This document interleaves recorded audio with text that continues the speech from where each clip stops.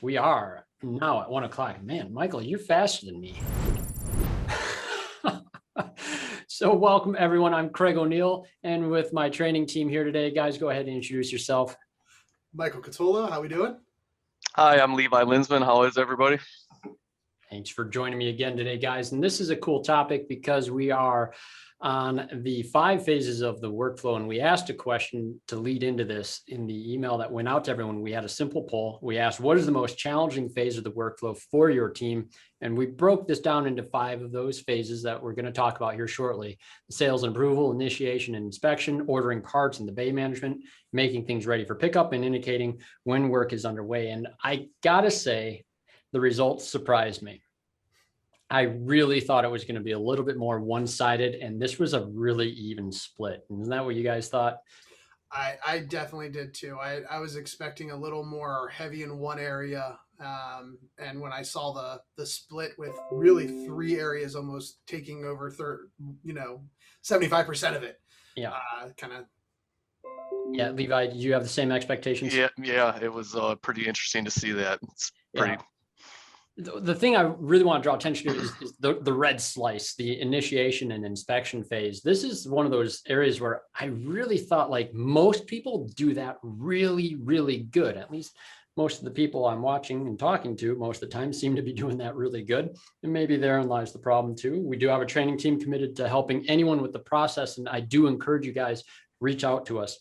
We are going to spend pretty equal amounts of time on all this. And yes, even though very few people made mention of the fact that making things ready for pickup isn't a problem area, I think it's because not enough people are using the quality control form. That's my guess. We'll see. Well, let's go ahead and jump in. For this webinar, we're going to have Michael piloting the tool as to be the technician for the example, and Levi has volunteered to be our customer. And we're going to do a little bit of a, not quite a role play, but we're going to go through the process step by step. So Michael, go ahead and pop the tool on the screen and let's take a look at the check-in and initiation phase. All right, so I've got Levi set up as an appointment at this point. At this point, Levi is going to come into the door and I'm going to greet him. Hello, Mr. Linesman. We're here to get the Odyssey looked at today. Yes, I am. I am got the O2 Honda Odyssey, and I'm experiencing rattling over bumps right now. All right, and I do have that as your concern today. I'm going to go ahead and check the vehicle in for you. Now, because I've checked your vehicle in, you should have received a text message. Can you check and see if you got that for me, Levi? Yes, I did. Yep. Okay, now this text message is just letting you know that we've checked your vehicle in. You can see that there is a area for you to reply stop if you do not want to receive these text messages. I'm not going to recommend you do that today because I am going to be communicating with you through text message. You're going to get another text message when the tech starts doing the inspection on your vehicle, and then I will also send another one when I have that inspection ready for you to view. After you look at that inspection, that is when I'd expect you to give me a call so that we can go over the report and go over the pricing. Okay, that sounds great. I didn't know I could communicate via text, but that's really nice to know. All right, Levi, expect a text message from me in a little bit. So what we're looking at here, and Michael drew attention to something very important, is the setting expectations for the communication that's going to go through the visit. If we're initiating something in Auto Text Me here, this is going to happen a variety of ways. It could be through integration, could be manual if you're using Auto Text Me standalone. Now, the vast majority of our clients are using an integration. So largely, the gathering of information has been done and entered already in your shop management system. What isn't done for you is setting the expectations or how the client is going to communicate with you during the visit. And I see a lot of people stumble on this area because they're actually trying to pull the client's preferences before they've even given them the option to communicate with you by text. And what I mean by that is very simple. A lot of the service advisors and Levi and Michael, tell me if this is the case with others that you've worked with too. Some of them are very down on texting and they portray that as they're communicating to the customer. Exactly. And when you are portraying it as something negative, it's going to be received as something negative. Precisely. Now, get excited about it, especially if you're new to the tool. And a lot of people that are attending today are. Just test this out with a client you love and let them know, hey, we're trying something new. I think you're going to love this. We're pretty excited about it. You should be too, whatever. Your expectation setting was great. And you mentioned the opt-out, because that language is now new for all auto text me users, even our veteran users. You're going to notice that very first text message that goes out to the client is going to include this language, which gives the client an option to opt out. Now, that's actually always been there. A lot of you are aware of that. You could have verbally given people that message. We have to include that in some text messages now as the new A2P regulations. We touched on this in our last webinar on texting. I don't want to mention it too much. Just be prepared that if that button does turn red, if somebody were to text back stop, and Levi, feel free to go ahead and do that real quick here. Text stop, and you'll see exactly what happens on the auto text me screen when this occurs. And that's coming over right now. Excellent.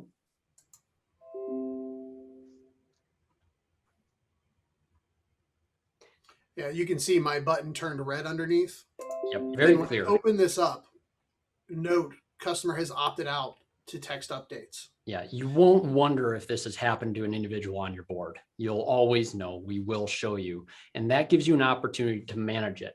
Previously, what clients would do if they didn't want to get a text message, they would either complain to you or just call it spam, block the number some other way. This allows you to reset those expectations. And the way we can address it with the client, and Levi, you received a message when you hit stop. What did that say? That is correct. It says you have successfully been unsubscribed. You will not receive any more messages from this number. Reply start to resubscribe. So what I'm going to do is I'm going to hit start right now. Perfect. And you can ask your clients to do this as well. If you're talking to them and say, hey, I see you unsubscribed from the text message. You can go ahead and text start. This isn't marketing, folks. We want to just keep you updated. This is the way we can communicate quicker and easier with you on the board. Enough said on that. We talked about that in some previous webinars. If you want to see more information on that, we can link those into YouTube as well. You'll see those discussions.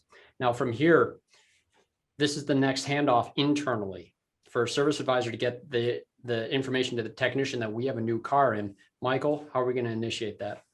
Well, I've got two different ways. I can go in through my tech flow or my set priority screens. I'm going to use my set priority screen today. This is going to show me where I have my vehicles that are unassigned and my vehicles that are already assigned to the technicians. I can drag and drop this assignment over to a tech. I can also adjust the priority level so the tech knows in what order these items should be completed in. At this point, the tech should have received a notification that new work was assigned to him. I indeed did. And if you look on my screen here, you will see I have a small tablet that you're looking at here. And in the background, you'll see the general workflow for a service advisor login. Two different things. And what I wanted to draw attention to here is that this status change and the prioritization handled the communication for you. A lot of people ask us how they let the technician know something is ready for them to go into service or into inspection. And this is something you're going to set up in your standard operating procedure. This is the final piece of the initiation. We've now got this in the technician's hands, and you'll see that I do have priority number 1 at the top of my screen. This is because I actually am sorting my screen by priority, and I can't stress enough, this is the best setting that you can advise your technicians put in. Some people like repair order descending or last name and everything else. I don't. I like to look at a priority with the down arrow. That means the top priority is always going to be at the top part of my screen. And as a technician, I do like to know what I'm working on next. Looks like it's 2002 Honda Odyssey week. I know that I can keep pretty much the same tools on my cart and we're good to go. This is going to be a very productive day. Now, when I know that it's my next priority and it's in check-in, this one down here is not. You'll notice that DVI button's green. We'll talk about that again here in a minute. This is priority 2 anyways, and it's still being estimated. Check-in means we're ready to go into and engage the DVI. At this point, I'll have probably reviewed a few different things. When I open this up, you will see that any of the reason for the visit will be logged here. We call it the RVH. RVH, it's a great acronym. Not many people know what it is, but we love acronyms in this industry. RVH is reason vehicles here. We want this forefront for our technicians. And obviously we get that from most shop management systems. Look at this first. Look at this first. We need this to guide our inspection process entirely. Engaging the DVI doesn't mean you just launch into a routine inspection oblivious to this. This must guide my next actions. what I wanted to show you here is that now either we're doing the parking lot check, we might be doing a road test. Maybe we do pull it on the bay right away. In our shop, we always road tested something unless it was inoperable. We had to feel what it was like on the street, and in particular shifting concerns, right? But we're going into the final part of the initiation phase, which is the inspection itself. And this is going to be triggered by the technician engaging this form. I have a lot of data on here already from previous visits, but by engaging the form, I mean actually clicking on something on the form. And I want you to watch as I do this. In this particular review, I'm going to refresh that screen on my background there so you can see that we have Levi's ticket right there on the background. As I even do something like mileage. And guys, we aren't going to debate on whose job it is to get the mileage on the car. You will have to determine whose role it is. First person out to the vehicle makes the most sense to me, but we're going to do $219.99. And this thing is entered. And as soon as it hits save there, what you see happen back here is an automatic status update. This is killer. I love this feature because the technician, one, doesn't even need to be aware that it happens. I would definitely make sure they are aware, but they don't have any actions other than doing what they normally do to trigger a status update that both updates my service advisor and my client. At this point, it's just about doing a good DVI, and we've pre-cooked some of this stuff to make this a little quicker. We have our walk-up images. We have our 4 corners. We'll go full screen on this for ourselves here. Refresh this. Craig, before we go any further, I do want to make up one point. The service advisor can go into the DVI and make edits to the DVI without triggering that response. Absolutely. So if they're going out and doing a pre-check, it is not going to move the status. It has to be a technician making the change in the DVI to move Valid that point. status. Because that status update being automatic, since we know a lot of you have service advisors assigned to be the one who does some of the initial parts of the inspection, might be the dashboard shot, it might be the 4-corner walk around, whatever it is, that's okay. And that's good. We want you to know that this was designed by a shop owner, this tool, and we know that service advisors don't necessarily mean that the vehicle's being inspected fully at that phase. So service advisors don't trigger the update. Now, what I'm doing here is adding a picture. This is a key thing for the technicians inside the DVI. We want to make sure we get pictures and notes for anything marked red or yellow. This is straightforward. We do a lot of talks on the DVI. We're not going to spend a lot of time here. I'm just going to make a few quick notes and a few quick recommendations. You see how quickly I click those? Technicians, those predefined dropdowns you see, if an inspection process is something that you feel is slowing you down and you need more of these types of notes, you can talk with your administrator and you guys can collaborate on anything you want to see, and that it is fully customizable. You'll notice that as I clicked it, it already marked this red for me. The basic lesson here is this: if it's marked red or yellow, it gets a picture and it gets a note with a recommendation. Guys, this is inspection policy. Inspection policy, if you haven't discussed this in your shop, it is the conditions you want to see met, the criteria you have for completing a good inspection. Now, I'm going to call this good enough for now. We've done several things in here. We have pictures of good items. We have our walk around inspection, so we have the body condition documented. I usually don't have to explain to technicians the value of having a time-stamped image of the body of the vehicle, where it was parked, but anyone who's endured an argument with a customer on who damaged the vehicle will appreciate why having that information there is so valuable. Now, one of the key things we do need to do as a tech is acknowledge the reason for the concern, which we have done. And all we need the technician to do is click that button and then sign off on this form. I didn't do a complete inspection. I'm not asking everyone to do it. These items that I skipped will not show up to the customer. But when I do mark it complete, that is another automatic status update. It went from the inspection status automatically to estimating. That will happen regardless of whether it's a technician or a service writer for that particular step. Michael, go ahead and take it away and show us what the service advisor is going to do with our completed inspection. All right. So I just got notified as the advisor, one of multiple ways. I could have gotten my notification through Chrome if I have my notifications turned on. I also will get a notification through the bell that the inspection was completed. And I also see that my DVI button is now turned orange. So I know that this inspection was completed for Levi. My next steps now are going to be reviewing the DVI, building an estimate, and getting the information to the client. So at this point, I'm going to open up the inspection. and I'm going to review the inspection. I'm going to make sure that mileage was captured. I'm going to make sure that the items in the DVI have what they need, the notes, recommendations, photos. One of the things I really like to do to speed up this process is using this to filter the report. I've got 53 items on the report, 16 items marked good. I've got one item marked yellow or red. So if I click on this yellow or red, it's only going to open up the items that are marked yellow and red. This way, I don't have to filter through the whole report. I'm going right to where I need to focus my attention on. I can edit any of these notes if need be. I can also mark up these images. I can select my color. I can select a shape. I can draw the attention to the customer, what I want them to see. And I can wait a minute. Isn't it just quicker for the technician to yell at you what the vehicle needs and expect you to hear him and order all the parts? Exactly. That is the way, Levi, that's the way it worked at your old shop, right? All the time, yeah. It's easier to mark the images up on a computer compared to a tablet. We have access to do that. And you're the last line of defense before that gets sent to the customer. So you want to make sure everything's clear for the customer before it gets sent out.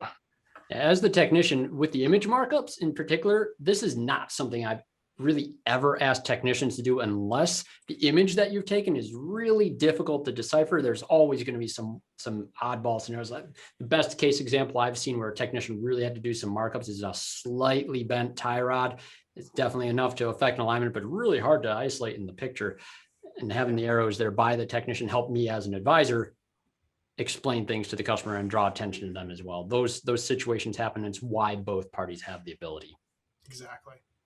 So I have now gotten my inspection ready for the customer, except for one key fact. I want to make sure that if the customer came in with a concern, the customer is fully aware what in this DVI is going to fix that. I want this front and center. I want this to be the first thing they see when they look through the report. So I'm going to go ahead and I'm going to edit this concern, and I'm going to use my same filters. So I can find my item that's marked red, and I can tag the line in the DVI that is going to fix the customer's reason the vehicle is here or their concern. This is very important because a customer wants to see the information. What is going to fix what I brought it to you first? That is the first thing I want to see. Levi, you've been working as a service advisor for many years. What would happen if you called a customer and said, hey, we've got a coolant that needs changed, your cabin air filter needs changed, but you brought it in for a rattle noise? They're going to stop you right away and say, hey, hang on a second. What? I brought it in for sway bar links. Now you're trying to sell me all this other stuff.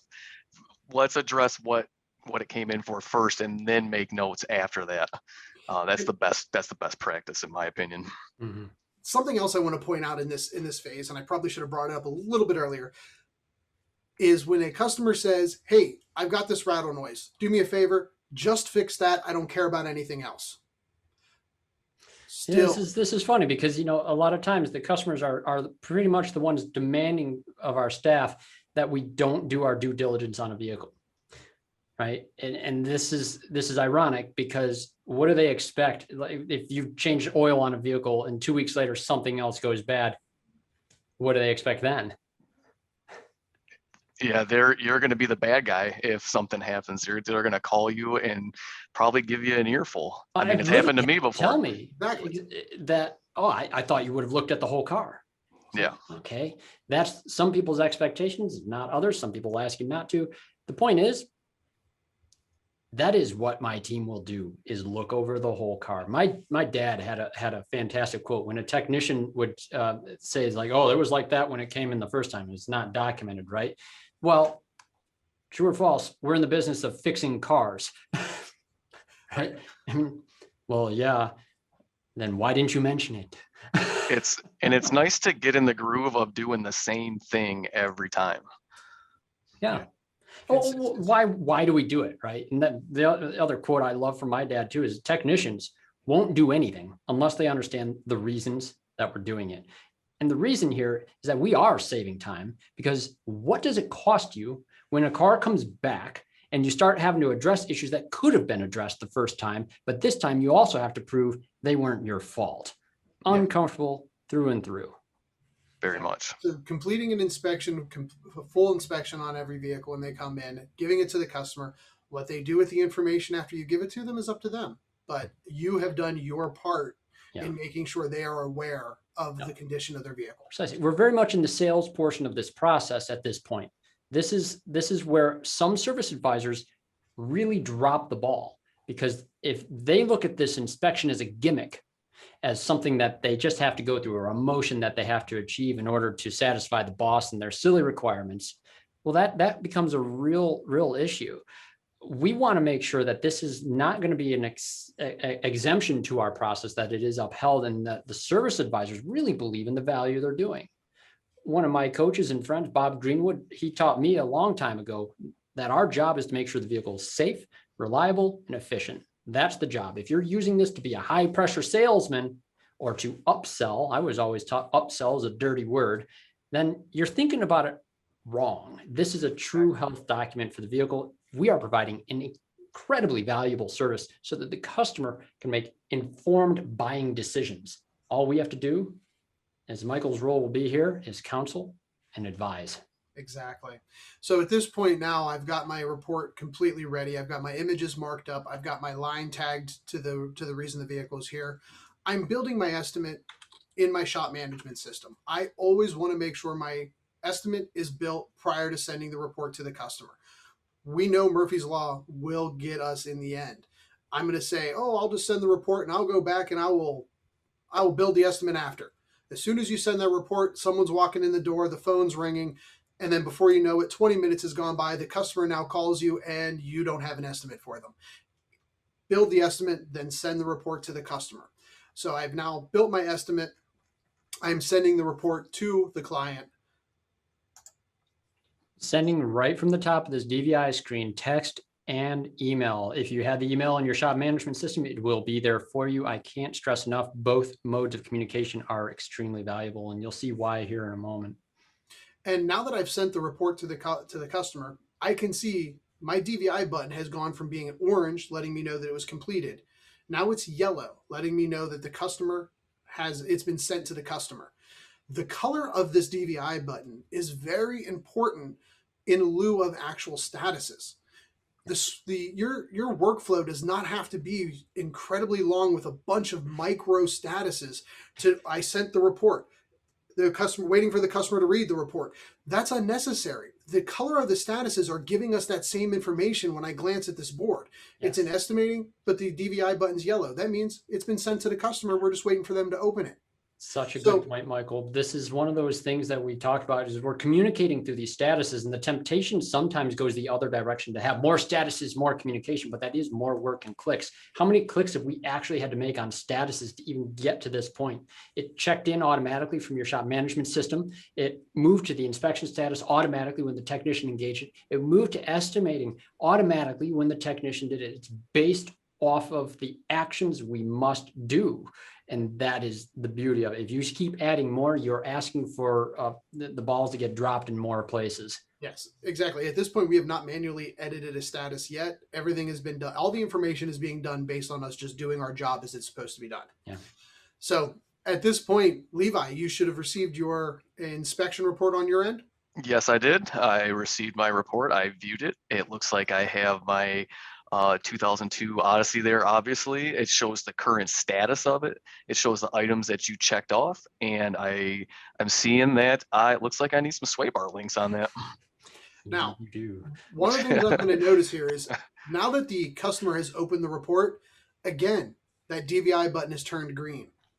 Once I know the customer has looked at that report, that is when I want to tell them, hey, your estimate's ready. Give me a call. We need to discuss this report and your estimate. I do not want to send the customer another text after this until they've reached back out to me. At this point, they have their report and they know that they need to talk to me. Yeah, and this is a key status change.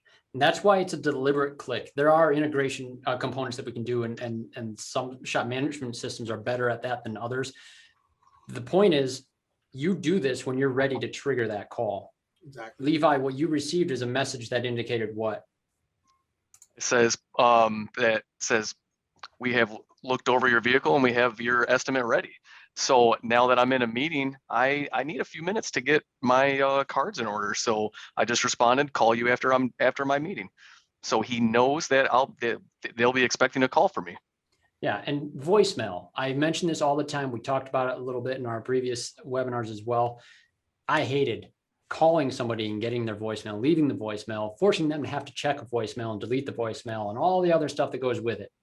Horrible. How long did it take to make that one click to send the text that we're ready to have the call? And Less than a second. both of you have had this experience. I know they call back how soon? Pretty quick. Within 3 minutes, usually 5 minutes. I mean, it's fast. As we're getting to the point, I think with voicemail where they might not even be checking them anymore. Oh, dude, So don't I leave me a don't. voicemail. Yeah. I see the number, I see the voicemail, I stop. I mean, I do. I'm guilty of it. Yeah, real bad. Yes. Sometimes Yes. I'll read what the dictation of it, but that's about it. Yeah.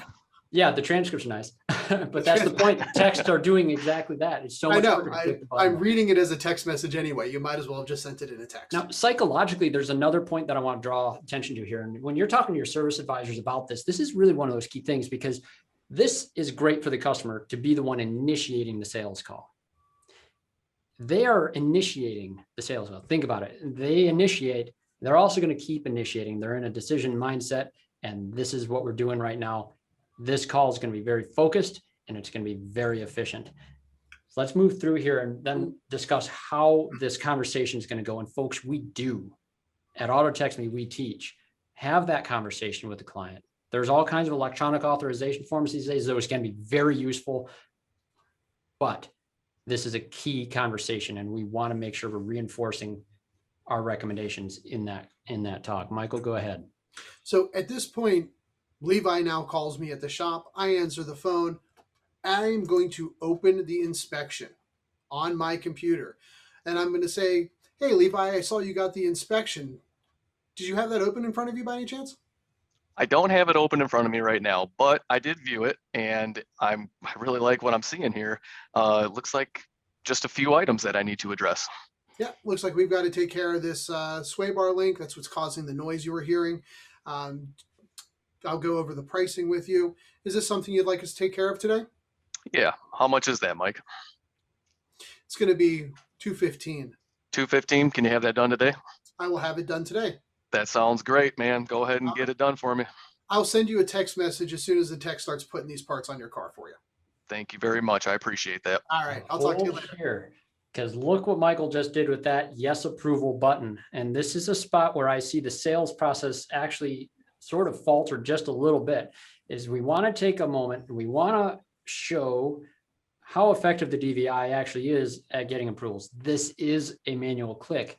Why does that not bother me that this is manual? Yes, it'd be fun to integrate, and machine learning will probably solve a lot of this for us here in the near future, but deliberately clicking that should not be a problem, because this should be a focal point of the conversation that the advisor has while selling the work. It should be on a screen and in use. And as they approve things to you in the conversation, click yes. You can come back in here and edit this later on as well, but it's much better right now. Yeah. And the one thing is by using the yes, no, the yes recall, the no recall button, we're filtering this information in multiple places in our system, whether it's being used for follow-up or reminders about things that were not fixed. If this report is not, if we are not marking these correctly in here, then when we go to send this report back to the customer, say 2 months down the road, reminding them of things we didn't fix, I have to go through the report and match it to the old repair order. Did we actually fix this? And go back and mark. That's taking a lot of time. You're already in the report. You're already having the conversation with the customer. As soon as I got the yes, as soon as the word yes came out of his mouth, I clicked that box. It took me a quarter of a second. And now that information is locked in. Now, if we are also using this standalone and we are using our digital work order, again, marking this yes is very important when I go to build the work order in AutoTextMe, as we're going to see here momentarily.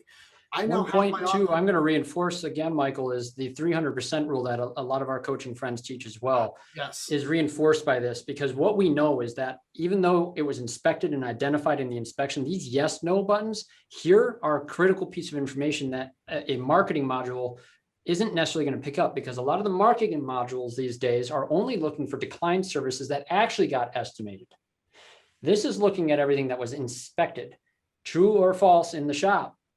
Does everything identified on the inspection always get estimated and presented to the customer? No. Should it or does it? That's Should it is yes. Should it? Yes. Does it? Does is, it? No. Yeah.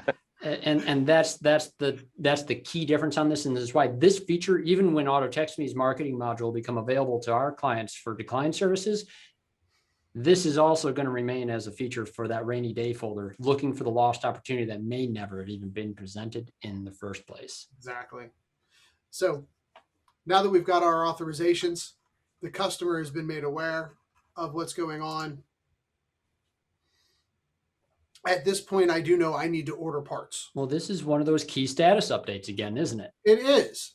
Yep. So at this point, I'm going to go through, I am going to move this status to my required parts status. This is helping in multiple ways because everyone else in the shop is now aware that this job has been approved and we are now need to order parts and parts are coming. One of the biggest things, and it always bothered me, was my techs hanging out at the front trying to talk to advisors. And they kept coming up. Hey, what happened? What's going on? Did we get an authorization? Did this happen? Are my we parts waiting here for yet? parts? Are my parts here yet? When are they going to be here? This constant flow of Much longer technicians till they're walking to the front of the shop. Because guess what? If a tech's up front, he's not turning a wrench. And also my advisor is not taking care of the customer because he's talking to the technician. And we also know those conversations don't always stay on point. Oh, Because look. they get together and it's now they're talking about the game last night or anything else that might have happened. Oh yeah. Well, anytime you have an interruption, it doesn't matter what it is. You interrupt a technician with useless notifications and they forget nuts and bolts and you've got problems. If you interrupt a service advisor, you end up with missing things on estimates. The motoring public doesn't realize this. They think shops are just trying to sell them things they don't need. And maybe they've been to some horrible shop. But in my experience, most shops forget to put things on the bill that they darn well should have, and they're losing money as a result. And there's a bad phone call right there. Oh, by the way, it was $300 or $250 you now. can't make that call. Yeah. So And now I just turned that profit job into not as profitable because I'm hiding parts or putting something on there for free because of that.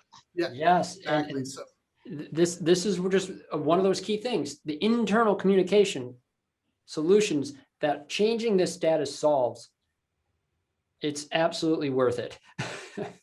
So at this point, I'm going to go ahead and I'm going to say we're using our work order standalone. So I'm going to open up our work order and I'm going to now regenerate from our DVI. This is another key point because I marked that as approved. When I regenerated, it brought my job over for the sway bar link from the DVI into our digital work order where I can now add my parts and labor. And of course, this is different with different integrations. Lots of them, once you approve the work, it'll automatically generate for you. In this example, we're just building a manual work order in Auto-Text-Me. This is just a simple way to show items at a base level. Very, very rare that we see this used in a standalone instance. Again, most clients are completely integrated. But if you're using a digital work order, the key thing is you're going to have parts, you can have labor on here, and your technician is going to need to see these. And as soon as Michael has that built, we'll take a look at how this is going to look for our technician as well. There's one more status that he's going to do for us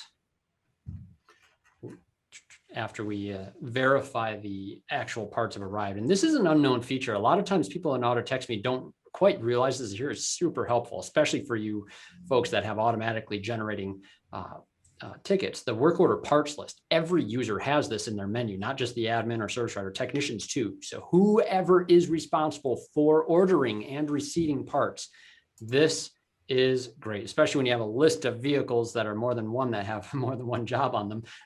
But that allows you to be able to see if each of the parts have arrived or not, and you can check that off very easily from any tablet that you're carrying around or even your smartphone. And again, this eliminates the technician walking to the front. He looks at his tablet, he sees it's in requires parts. The technician can even open up their parts list on their end, on their tablet, and they're going to see that parts have actually been ordered. Now, my parts have come in, and I'm going to go to the next step where I mark that the part has arrived. So now that the part's been marked arrived, I can move this back into another triggering status for a technician, which is the waiting for tech. Again, people always ask, hey, can the tech get a notification when a vehicle is ready for him to go back to work on after the parts come in? Can we get a notification for parts? Well, I just did that. Yes, and that's one of those key communicative statuses, and it's a silent status for the client. You'll see it's in waiting on tech here. It's in waiting on tech right here on my tablet as well. We'll bust this full screen for the technician view.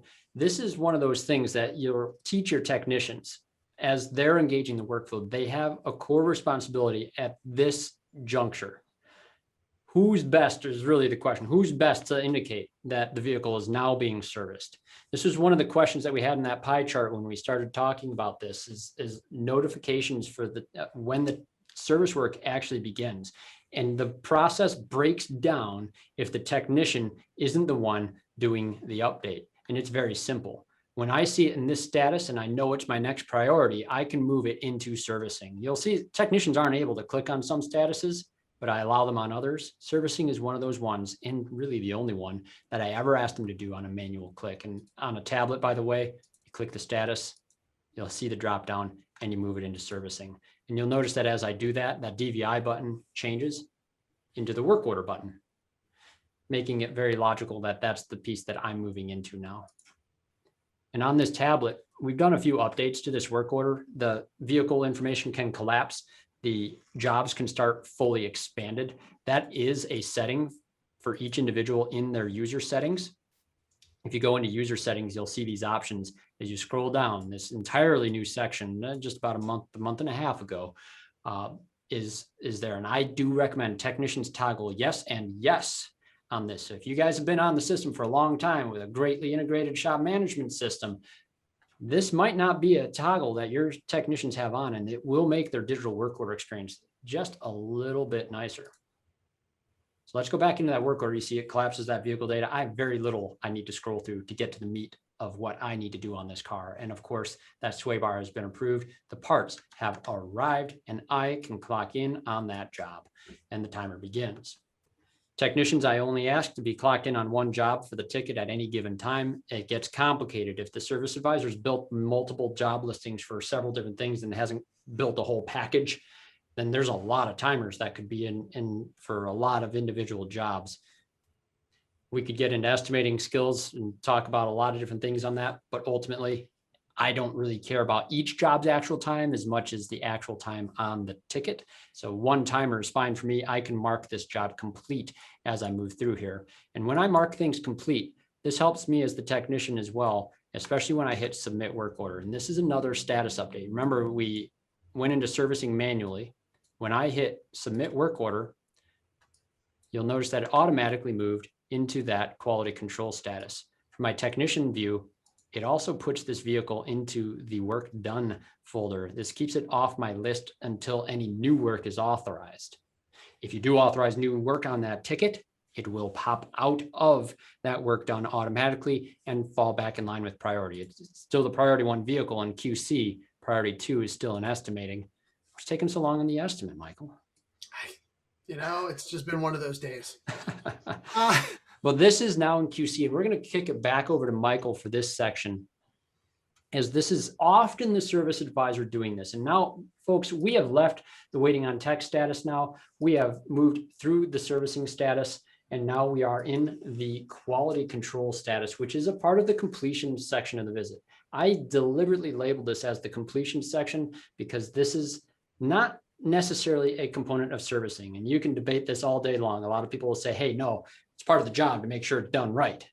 That's fine. But this isn't actually making sure the job is done right. This is making sure the car is in a deliverable state for the client. Very different this things. Car ready to go back to the client. And there's a lot of different processes here. And I've got shops that do washes of cars. So this gets, has the car been washed? Has everything been removed from the vehicle? It really depends on who is going to be doing this inspection, this quality control check. Is it going to be the advisor? Is it going to be the technician? Is it going to be a service manager or a shop foreman? This is a part of the process that does have to be established, or else it's never going to be done. Because Levi, who was responsible for that in your shop?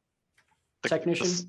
the service writers are actually. So Nope, it's we're pretty out common. we're out of place at that point when you got one less guy answering calls and one less guy taking customers as they're coming in because they're out checking the quality of the technician's works. Yeah. Yeah. And this is why a lot of shops go back and forth on this, but this has to be defined. And if you don't have a person defined to do it, guess what I think? It's the owner. It's a great role if you're on site in the day. You be that guy doing the quality control. Chris did this.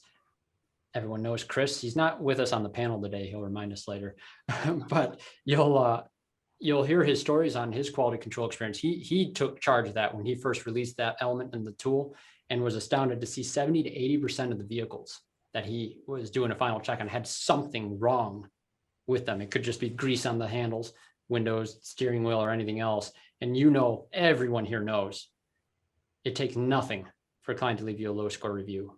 Yeah. We And want to prevent those. one of the things is ultimately when this vehicle leaves the shop, if something's wrong, whose lap is it falling back into? Yeah. Right. So at this point, though, we are going to have the quality control check completed. And whether it's being completed by the advisor, technician, owner, whoever in your process is, there are a couple key points I want to point out in this. If I come across an item that I'm marking as wrong because it wasn't done, let's say the washer fluid was not filled.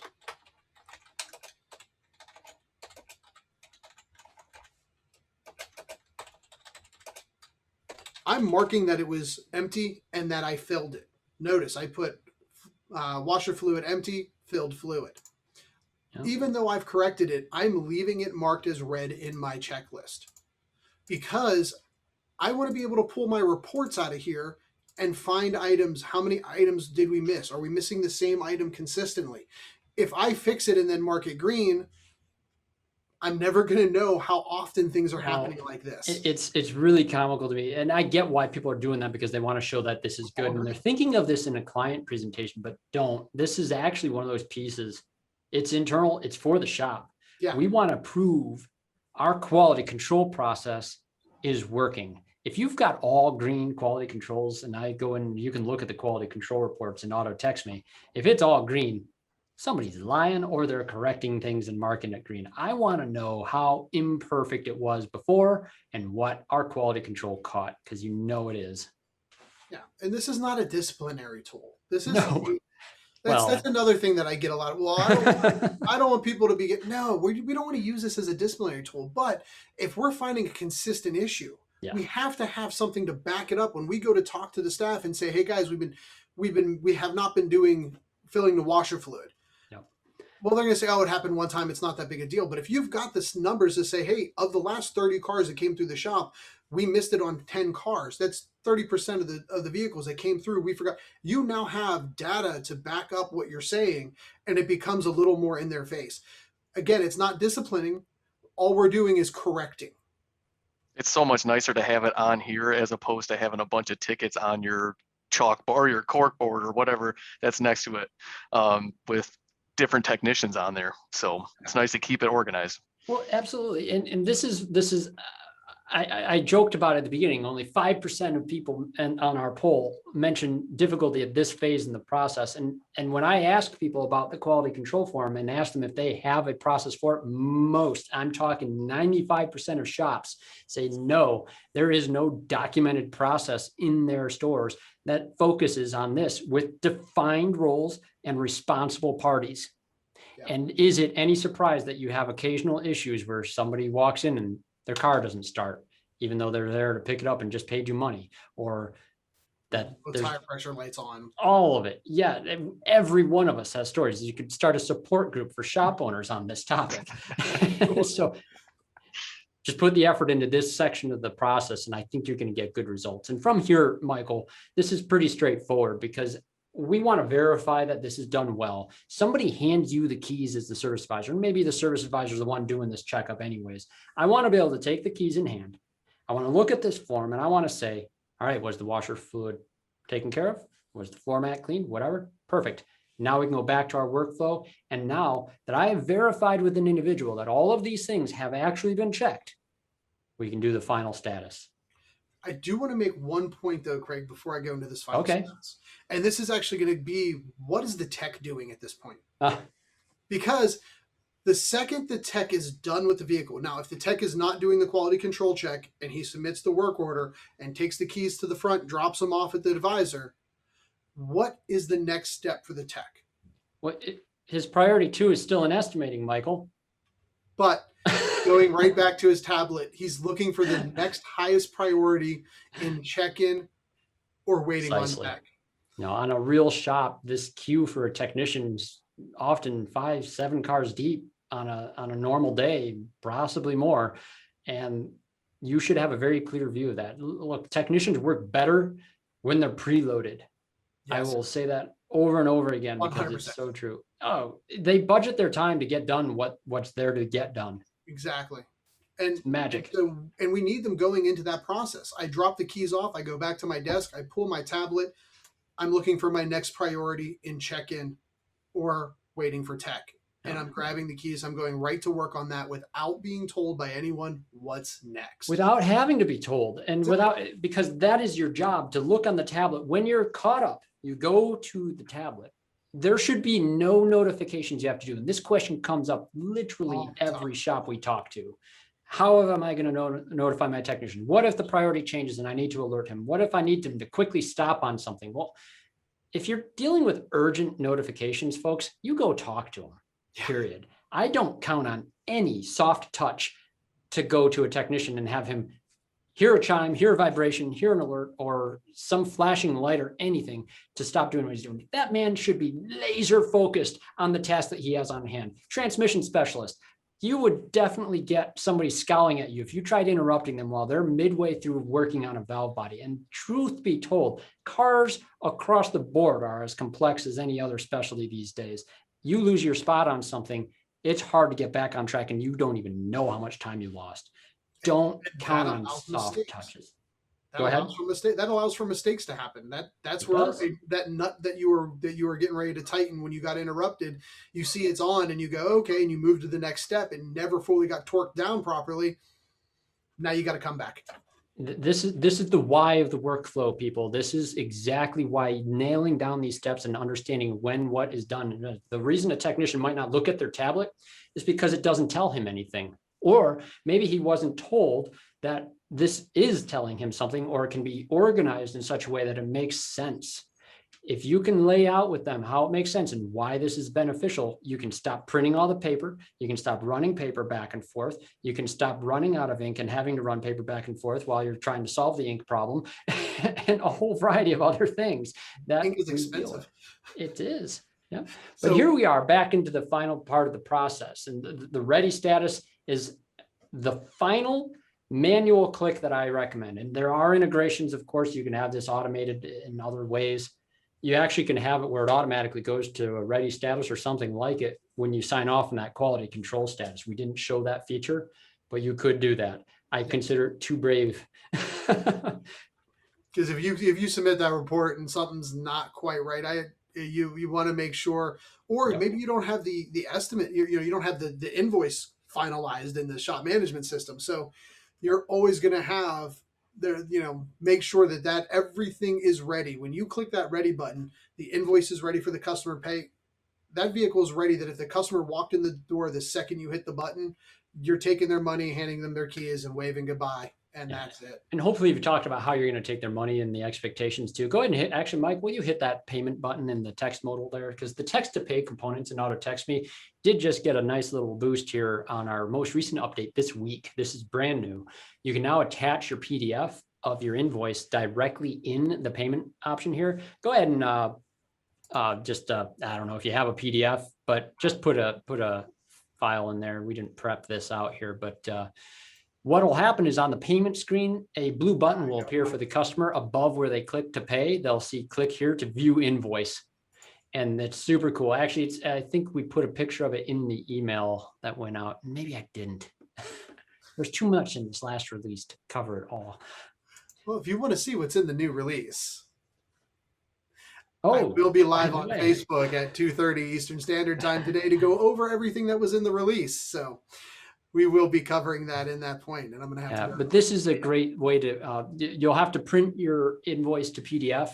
Currently, we aren't automatically pulling this out of any integrations. That sort of thing will come in the future, of course, but this is a simple way to show them without having to send multiple texts with multiple links for them to click on. It can all be done in one place. So One click. nice done. and simple. Now, and on that manual status update for Ready, again, I make this completely manual for the service advisor. I don't want this to be accidentally clicked at any other time in the visit.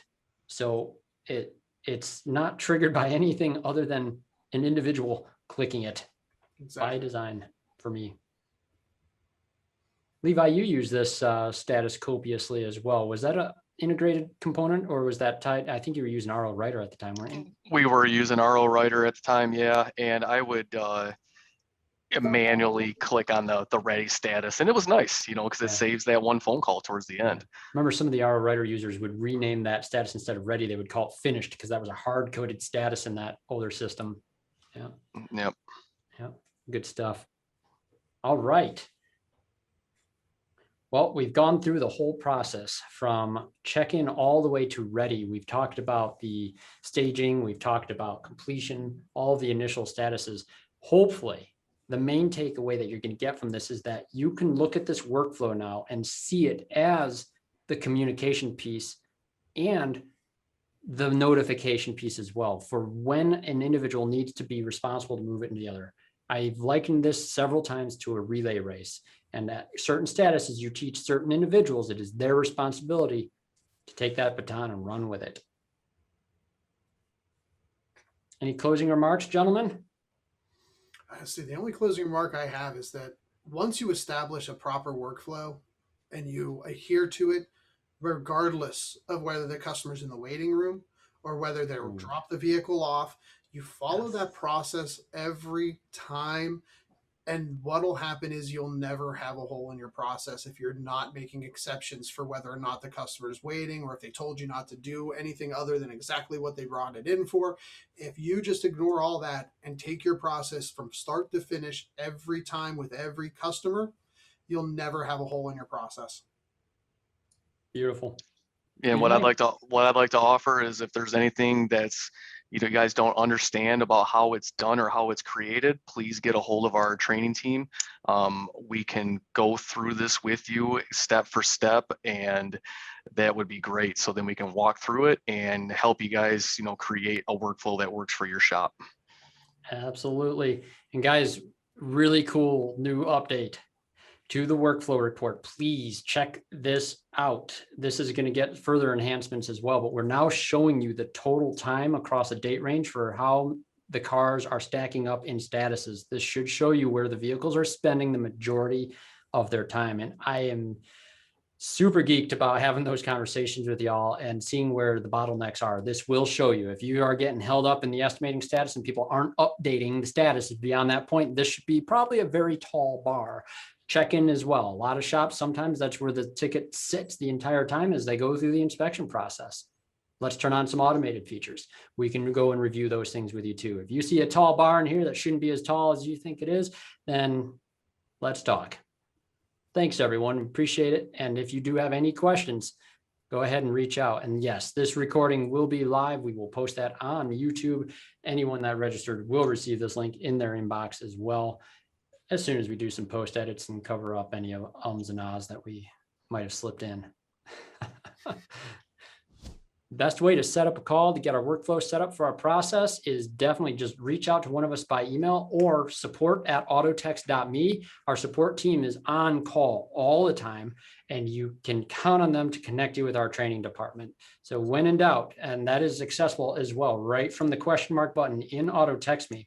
You can go right in here under helpful resources, go into submit a support ticket or support@autotext.me. Please don't call us. It will go to voicemail. We don't like checking those. You can text if you want, but the email actually goes to all of us at once, and we'll get right back with you.